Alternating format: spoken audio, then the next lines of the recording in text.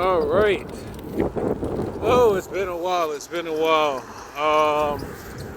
But with good cause. Good afternoon, everyone. It is 1:59 p.m. December 31st, 2025. Yes, we are about to go into another year. Oh, and I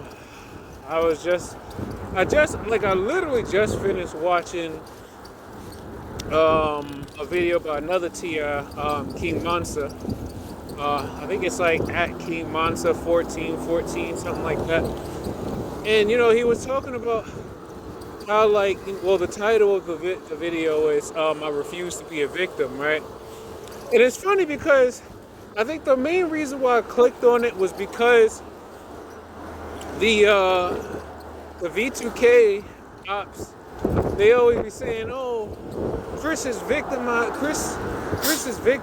his girl, or oh he trying to be a victim." Um, and then they always like to say, "Oh, but he don't realize he got special privileges. He got special privileges, and he don't even realize he's sacrificing his girl. He's sacrificing his mother. Da da da." And I'm thinking to myself, these terms. Good thing I've done things like study at least a little bit on some esoteric knowledge stuff, and it's like, you know, the whole point of basically giving someone V2K is reinforcement. It's reinforcement for whatever your intended agenda is, right? So to highlight on people who don't have V2K, right? Now, hands down, you're still experiencing everything that you experience. Um, for those who have like let's just say the more overt physical presence noise campaign like gang stalking, um, King Monte, he mentioned like a lot of that stuff is smoke and mirrors, because it's like once you realize over time that instead of, well, let's just say you redirect your focus from necessarily becoming, like, I guess, angry or agitated at the fact that it's happening. um I actually suggest redirecting your focus to when it's happening and why it's happening, because one thing I've been learning over time is that everything that they do is all based off of information that they've already screened about you, and then what they expect you will do in that moment, and then they're in, they're expecting you to basically do something specific after they've done what they've done. And as long as you keep paying attention to everything that they do, it's you're always going to be following their their patterns, because it's like what I've been saying in previous videos. You have to practice stillness and self-awareness. And literally what I'm saying is you have to learn to detach yourself from things and people, not ignore it, or um it's like not to ignore it or to act like it's not there or anything like that, but it's to actually acknowledge it. It's to acknowledge its presence. It's it's it's like you want to acknowledge it, but you don't necessarily want to give like energy or focus to it. Like, so instead of like, so let's say someone tapping on the wall every so often, not even just tapping, because I know some people are dealing with banging, banging, banging. In my mind, how I began to see it is, okay, for every thud, that is a specific brain wave spike happening in your mind. So with every time that you hear a sound, and let's just say they are intentionally creating these sounds, right?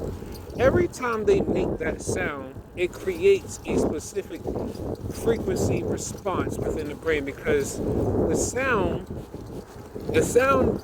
that's made, it carries a frequency, right? It has an audible frequency, and your brain picks up that frequency.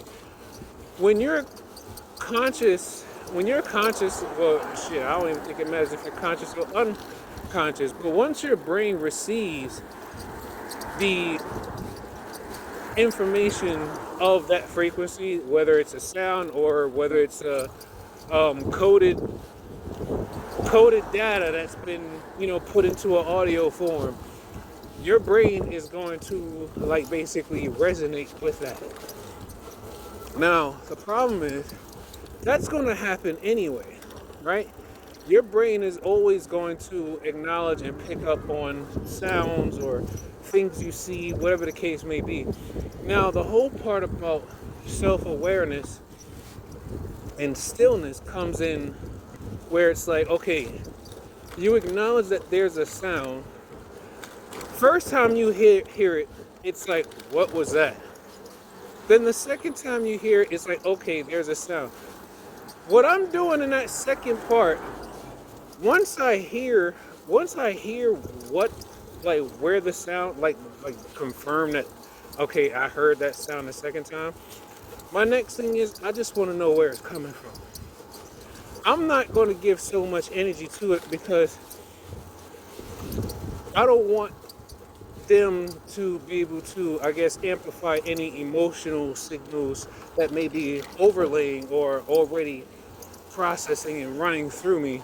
Because that's the other thing too. You got to remember too, besides the physical presence and noise harassments of, the gang stalkers and whatnot, there's the whole bioelectrical wireless manipulation of the nervous system, but that's a whole nother part. But just focusing on like the physical stuff, right? So in essence,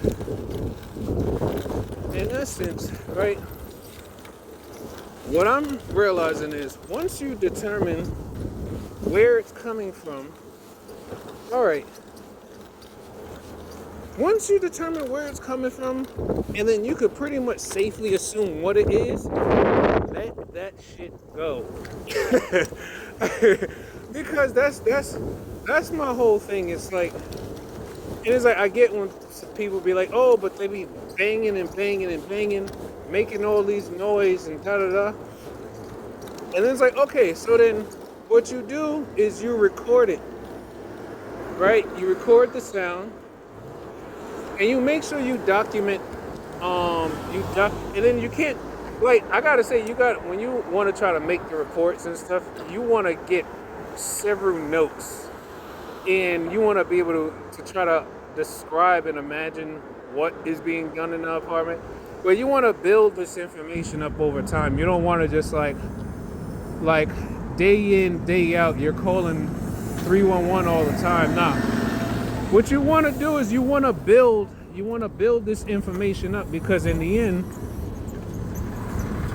they're only going to want to see how consistent it was, not just like, oh, this is just another night with you doing, with you calling us and wasting our resources, blah, blah, blah, all the shit they're going to try to feed you. Nah, you got to get real meticulous with it, because you got to remember, they're meticulous about you. Think about how strategic and how methodical they have to be able to time when you sit down in your living room and in the position where you are in your living room to drop a marble above your head, just so that the peak of that sound of the marble dropping on the floor hits you at a specific angle, and the audio of that sound pierce straight through any type of like distraction that you made or whatever it is that you are focusing on. It's all about timing and positioning, amplitude, frequency. But ultimately what you need to remember is You have to control what you focus on. If you know it's your neighbors and your neighbors are constantly doing shit, don't start picking up the phone every time they make a sound, and then you're calling the cops and blah blah blah. That's a waste of time. That's a waste of emotional energy, and that is a waste. Yeah, it's a waste of time. All you got to do is just record, take notes, and then I don't know how many of you actually ever. I don't know how many of you actually ever like talk to the neighbors about the sounds that they make, but that's usually a good start too. And then you should also write down that you spoke to the neighbors about the sounds. And then on top of that, shit, I tell you what, if you want to be bold about it, you could show them the times that they made. You could show them your notes and the times that you made the sound and that they made the sound and stuff. Because at the end of the day, man, look, just like King Mansa said, we could keep making videos and calling and doing all this stuff all the time, but it doesn't mean it's necessarily going to help all that much. Because at the end of the day, the only thing that's really driving you into the anxiety and everything is your ability to control yourself and how you react to the stimuli. Right? So now, that's at least as far as like the physical presence of gang stalkers and stuff.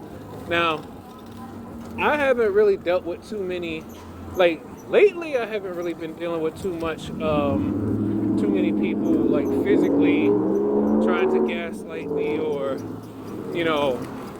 like I still get like when I'm walking down the street. So let's say I'm walking down the street, right? And then all of a sudden there's like the phone is somebody else that's like walking, I guess, adjacent to me or something like that. And then just where they're about to cross paths, the person, my phone, they go like this, and they look dead at my face. And I used to find it kind of weird, but then I would ignore it, right? Then eventually, this is over like the first two years of my the first year of my gang stalking. That's when I started to. I was like, why do it always seem like people keep looking at me and shit? And then it used to bother me because I used to be like, yo, every time I walk past someone always looked like they're reading something, like it looked like they're reading information on my face, like I got a hologram or something above my head or something. Like that's what it used to feel like. It used to feel like every time when a person would just like turn and look at me like that, I'm like, what the fuck are they looking at? And then I start to tell myself, wait, I'm giving too much to this shit. So you know what I did? I told myself, you know what? I'm gonna start using my imagination a little more and do some research. And then, funny thing is, as much as we probably always talk about how movies aren't real and whatnot, they put everything that they're doing in movies.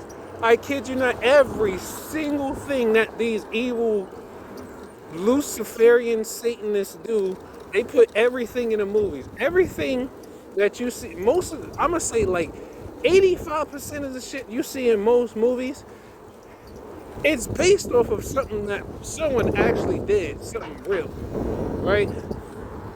Yeah, it's gonna be dramatized. Yeah, it's gonna have like all the special effects and whatnot, but these were films written by people. Now, the brain constantly receives information, whether it's through something that you intentionally watch or read or listen to, or then there's the unintentional, where your subconscious mind probably is just constantly receiving information all the time, whether you are aware of it or not. But your subconscious mind is always receiving information. Now, then there's the third one. The third one The third one is a bit more interesting because it's like they know that your brain necessarily to the person who is not necessarily trained to be so self-aware, they know that you are not trained enough to basically ignore every piece of information that comes into your mind, or you're not trained enough to actually know the difference between your thoughts and then a thought that just popped into your mind. And they always say you got to be careful of those thoughts that just pop into your mind, because the thoughts that pop into your mind, that wasn't you, right? So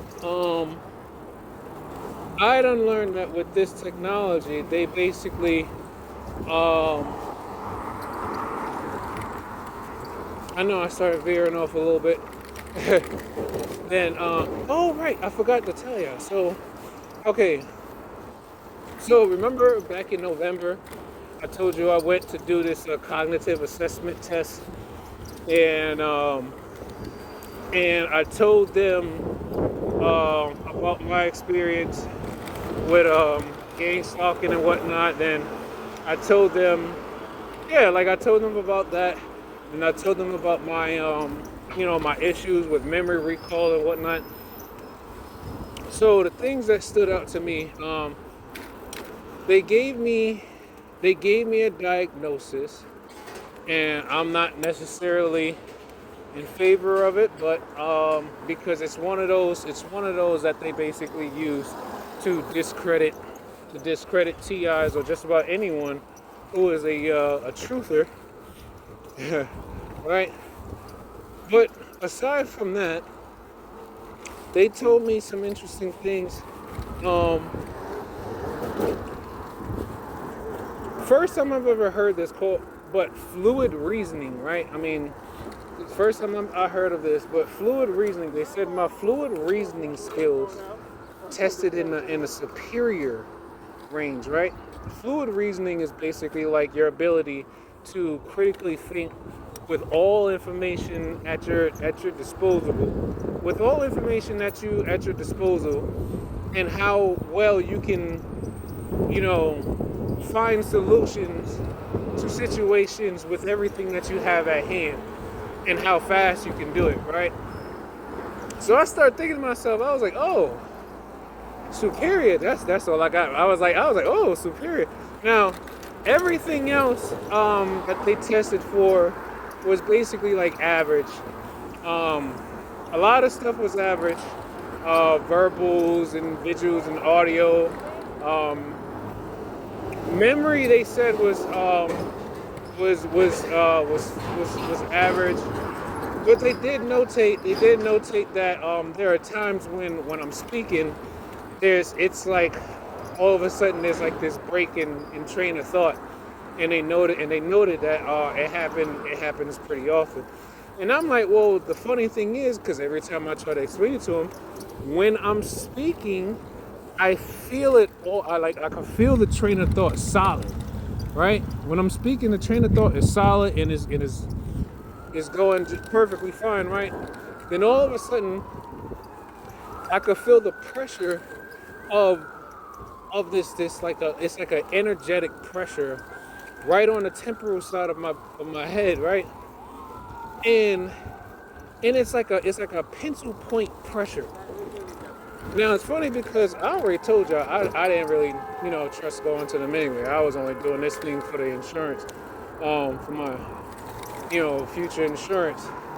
But I'm telling the doctor, and he's kind of like, he's giving me the signs that like he's a psych professional, so he's not really going to entertain too much of what could be considered a conspiracy theory. So he was saying yes and whatnot, but I mean,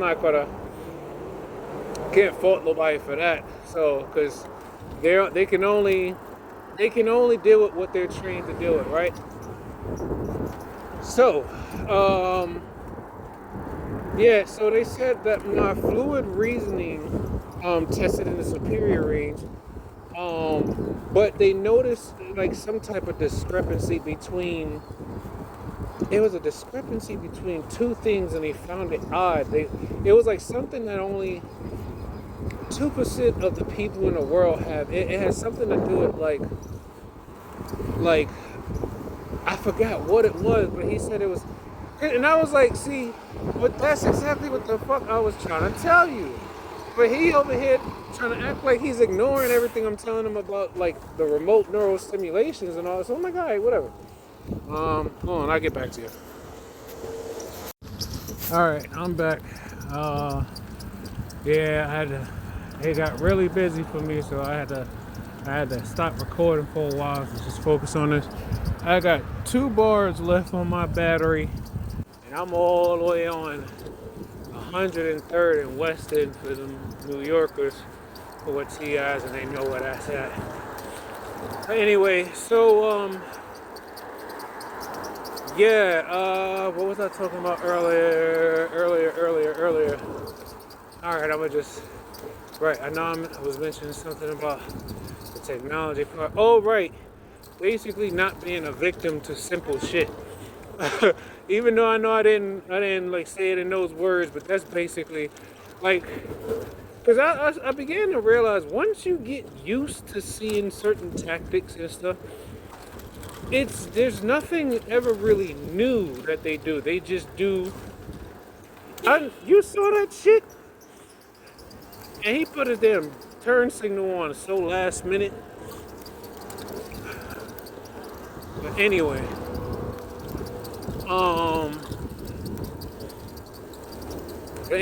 so dang, I just threw my train of thought off.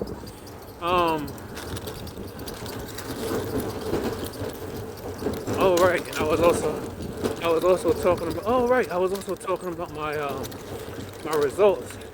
But yeah, he was like, the doctor said that there's like some type of discrepancy between, like, oh, he said it was like a discrepancy between, like, my, I think it was like the memory, or rather the recall, and the processing power or whatever. I forgot what he said. Man, he in a hurry.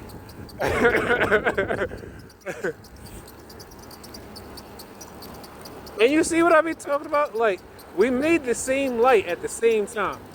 We made the same light at the same time. Bip, bip, bip, bip, bip. Anyway, so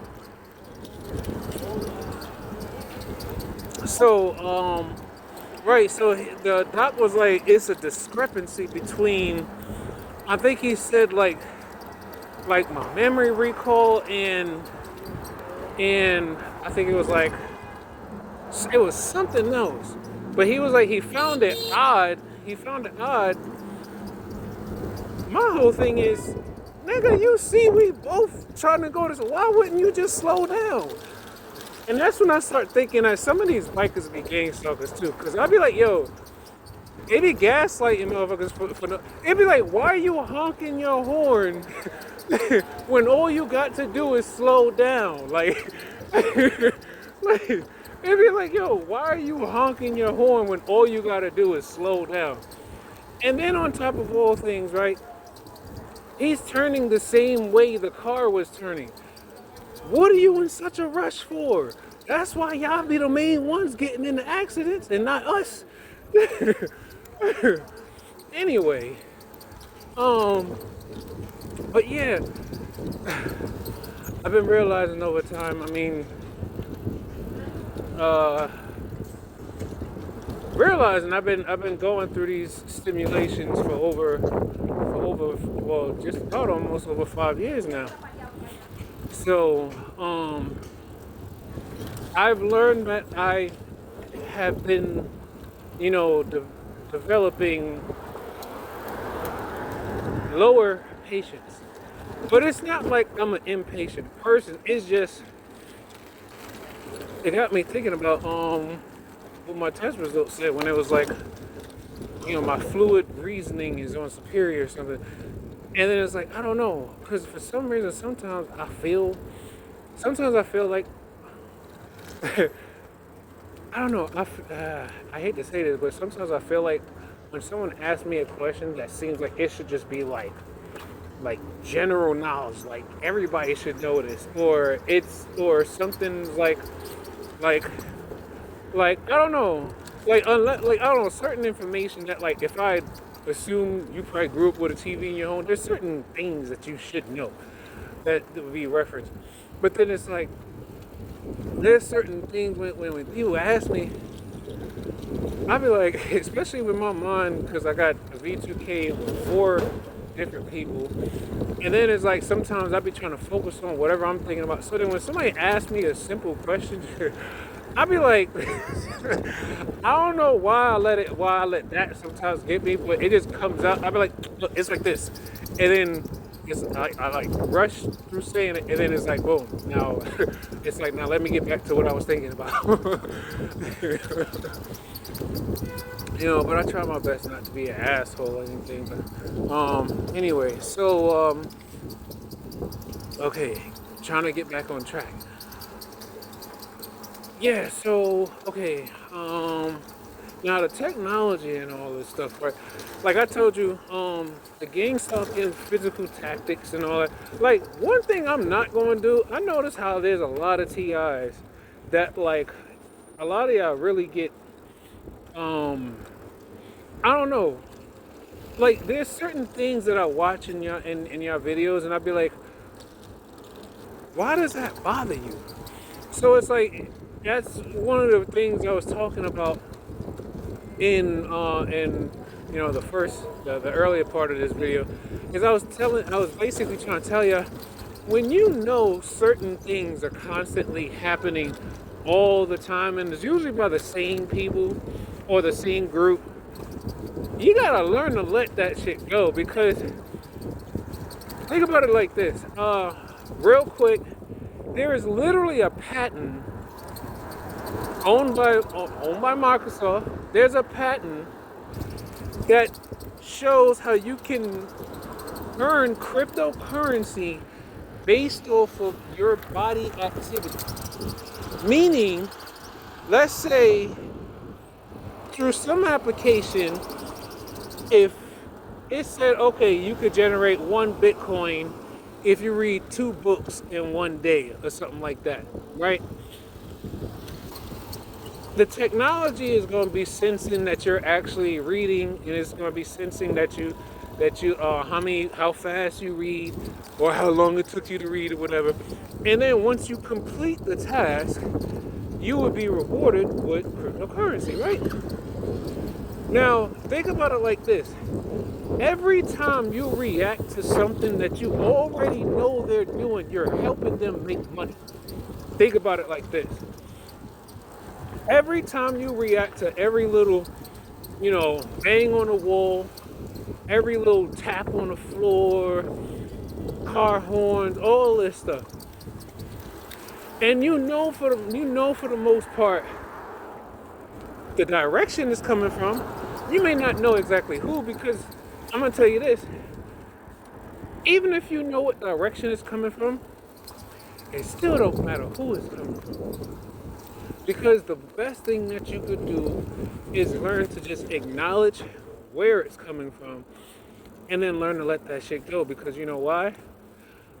One thing I've been learning about this program is, as you get used to certain tactics and stimulations, right?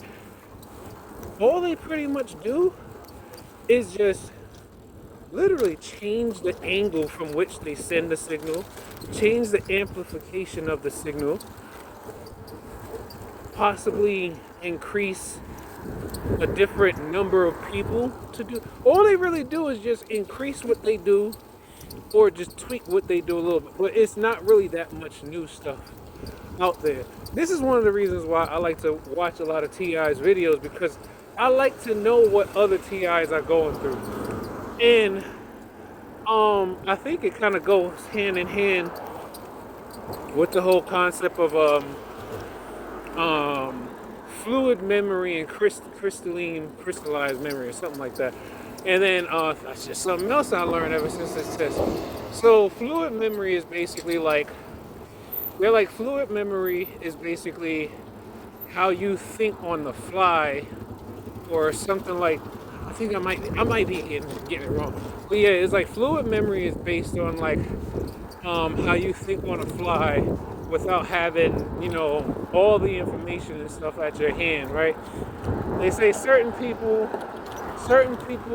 are highly fluid intelligent and certain people have more crystalline intelligence. Crystalline is basically like, when you spend years and years studying like chemistry or something, and then all that, and then you actually remember all that information, from just based off of over the years. And when you go to solve a problem, you basically use all the information that you have gained throughout the years to solve the problem. But oh man, I'm losing my train of thought again. Um, Let me see. But yeah, so um, we gotta learn to acknowledge the things that they have and are doing to us, and learn to just not give it so much more energy. And then I'll say this too, right? Here's another reason why I tell people to learn about this technology, because peep this.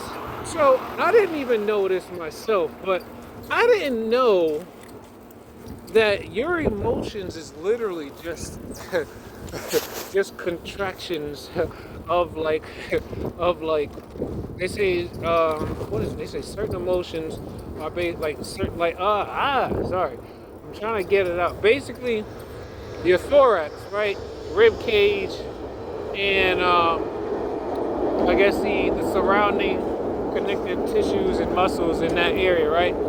Your thorax, I have found, is like one of the center areas for how most of your emotions are, I guess, generated through contractions and I guess whether it's a contraction or a tightness of the chest, or if you're loose or whatever. Basically, anyway. So I learned that I started to just pay a lot more attention to why do I always feel this stagnant like feeling of like I want to cry, or this stagnant feeling of like being like feeling like I'm angry or something like that. And it's like, granted, if I think about everything that could actually make me sad or angry, then I could be like, okay, but that's as if I'm thinking about it. What I'm learning is that I'm feeling these emotions without even thinking about it. Now, this is why I've been trying to like stress to y'all why it's so important that you learn stillness and self-awareness. Because when you learn stillness is basically if you sit in a chair with your hands on your knees, you don't think about anything, you don't say anything, you just focus on breathing in and out, right? Stillness and self-awareness will leave you to go ahead and let me see, what am I trying to figure out? Damn. It's like just when I had the thought, it was like I feel like it got bleeped out again. Oh, right. So think about it like this. When hold on. All right, I'm back. Okay. Let me wrap this up. Because my hands are getting cold. No, they are cold. Dang. I forgot where I was at. Okay. Yeah, learning to let things go. Yeah. Take notes. Don't even stress. Like, I promise you all this too. Do not stress trying to approach or address people, because one thing for sure is they don't care. They don't care. If anything, they'll be more worried about the fact that you may have proof of anything. But if you're not doing your due diligence to get proper proof of things, you know, that's not really gonna, you know, getting up in their face and whatnot, that's just giving them ammunition. I don't get in nobody's face, but then again, nobody's really messing with me like that. Like, I normally get a lot more subliminal stuff, like, people talking outside the window and they, commenting on things that I'm saying or doing in the apartment. Or before, it's like before my former upstairs neighbors had moved, there was, well, I never really had no negative interactions with them either, but it was just, I don't know, it was just kind of wild how loud they were all the time. And at night, then at one point, it wasn't until that 311 call came in, and well, they kind of toned it down a bit. But then shortly after the toning down, then came they did something new. They flooded their own apartment to flood mine. And then did the shit 3 times too. So it was like, there's certain things that you can't ignore. But hey, in the long run, they don't live there no more. So I'm like, I don't know. Maybe they weren't gang stalkers. Maybe they just were neighbors that just were loud and were not paying attention to their plumbing. But they're not there no more. Right? So, but alongside with that, I really did my best to not get too engaging with residents. And but I mean, I know everybody has a different situation. Anyway, what else? Yeah, oh right, so emotions in the thorax, right? So I've come to learn that emotions like anger and anxiety and depression, they actually can be read and detected just by the tension of one's, thorax, or just how, like, I guess, yeah, the tension of one's, like, I guess the muscles in the torso and stuff like that. Your emotions can be detected like that. So I learned that a lot of times, if I am feeling like a static emotion, like something that just feels irritating or whatever, but I don't have no real associative events that I can link to why I feel that way, it's safe to say that I'm being stimulated. It's like I'm being stimulated. Now, I've been making sure I do my due diligence to make sure that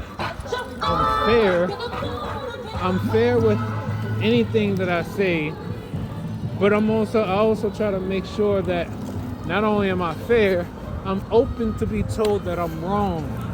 I'm open to be told that, to be corrected, because that's really the only way that I'll ever be able to confirm or learn things, right? But if nobody's going to tell me anything, I'm going to go ahead and assume that I did my due diligence to research, and now I'm speaking based off of research, regardless of how much I was able to retain. But yeah, if nobody's going to correct me, I'm going to speak my mind, as long as my thoughts are backed by facts. But anyway, yeah. So I've been learning, that part about the rib cage, and I started learning that I had did this thing where I was sitting down and I was just kind of like like trying to figure out like why do I feel this way? And I don't even understand. I don't even remember doing anything or getting in a conversation to make me feel this way. And then for whatever reason, I had put my hand right over right over like the top part of my rib cage on the right side of my body. And all of a sudden it's like I felt the vibration of this little tiny of this small like pencil like vibrating cord like hit against my palm. And as it hit against my palm, as it hit against my palm, I pressed my hand tighter against my ribs, and all of a sudden, that sensation that I was that emotion, whatever that energy was, it literally felt like it kind of lifted off of me, almost as if like like I squeezed on a it was almost like squeezing on a water hose and watching the water balloon and realize it's like, wait a minute, I cut something off that's no longer going into my body, and I feel better now. But yeah, I'm gonna have to get back to y'all. Oh, my body is so tired. I've learned that like I'm not necessarily all that. I realize I don't physically be that tired. I realize a lot of times I'm literally just experiencing the tension and the exhaustion of my cells having energy driven into it for like for well 24 hours. So I'm like, yeah, man, that self-awareness is key. Anyway, take life one breath, one thought, one step, one day at a time. Peace.